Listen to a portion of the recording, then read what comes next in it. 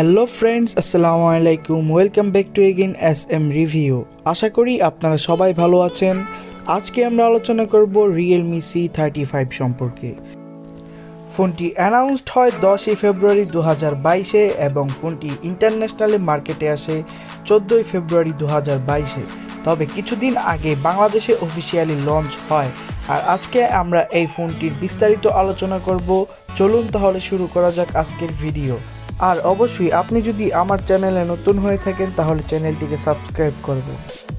শুরু করা যাক ফোনটির ডিসপ্লের দিক থেকে। ফোনটির ডিসপ্লেটিতে রয়েছে 6.6 ইঞ্চের একটি IPS LCD প্যানেল, যার পিক ব্রাইটনেস 600 নিটস। ডিসপ্লেটির স্ক্রিন টু বডি রেশিও 84.0%। ডিসপ্লেটির রেজুলেশন 1080x2400 পিক্সেল। ডিসপ্লেটির PPI ডেন্সিটি 401 এবং ডিসপ্লেটিতে প্রোটেকশন হিসেবে ব্যবহার করা হয়েছে পান্ডা গ্লাস। আসা যাক ফোনটির বডির দিকে।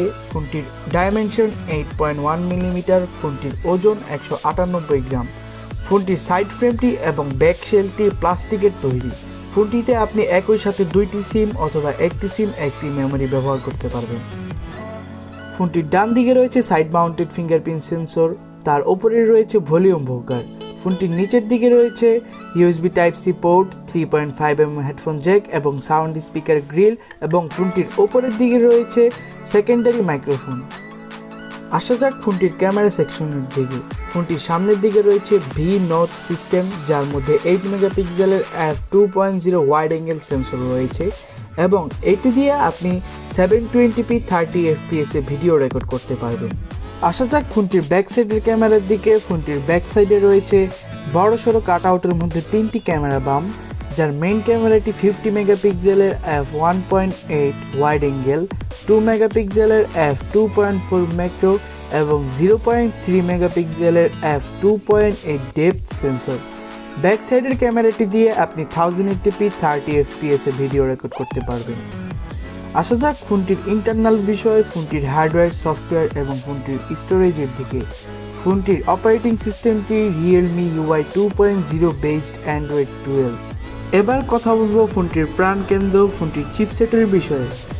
এক্ষেত্রে রয়েছে ফোনটিতে ইউনিক একটি চিপসেট, যার নাম হচ্ছে Unisoc Tiger T616, যা 12 ন্যানোমিটার আর্কিটেকচার উপরে তৈরি। সিপিইউটি কোয়াড কোর, যার 2টি কোর একসাথে কাজ করে 2.0 গিগাহার্টসে এবং একই সাথে 6টি কোর কাজ করে 1.8 গিগাহার্টসে। আপনি যদি একজন সাধারণ ইউজার হয়ে থাকেন তাহলে আপনার ক্ষেত্রে এই ফোনটি সাজেস্ট করা যেতে পারে, কিন্তু আপনি যদি গেম খেলতে চান তাহলে এই ফোনটি আপনার জন্য একদমই না। আসা যাক ফোনটির স্টোরেজ সিস্টেমের দিকে। ফোনটির স্টোরেজ সিস্টেমে রয়েছে কয়েকটি ভেরিয়েন্ট, তার মধ্যে রয়েছে 464, 664, 4128 এবং 6128 GB র্যাম এবং রোম। ইন্টারনাল স্টোরেজগুলো UFS 2.2 সাপোর্টেড।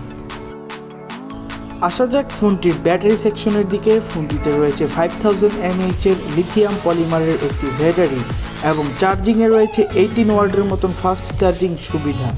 এবার কথা বলবো ফোনটির প্রাইস রেঞ্জের বিষয়ে। ফোনটি তার প্রাইস রেঞ্জ অনুযায়ী তার ঠিকঠাক পজিশনে আছে কিনা তা নিয়ে। ফোনটির ইন্টারন্যাশনালি মার্কেট প্রাইস হচ্ছে $193, যা বাংলাদেশি টাকায় কনভার্ট করলে হয় 16 থেকে 17,000 টাকার মধ্যে, কিন্তু ফোনটির বর্তমান প্রাইস হচ্ছে 18 থেকে 19,000 টাকা। এই প্রাইস রেঞ্জে এর থেকে বেটার অপশন আছে আপনার হাতে, তবে আপনি চাইলে অন্য কোনো ফোন কিনে নিতে পারেন এই ফোনের থেকে, আপনার জন্য সেটা বেটার একটি অপশন হতে পারে। Thanks for watching this video.